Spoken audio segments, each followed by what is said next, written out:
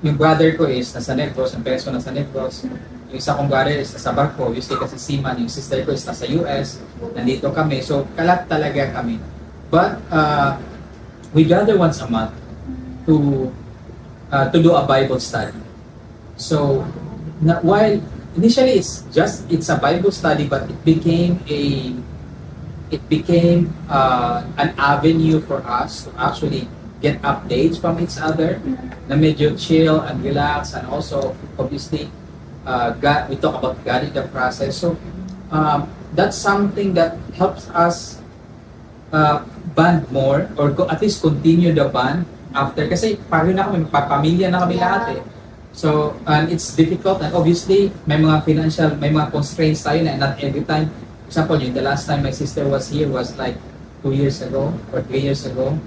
So, and hindi madali.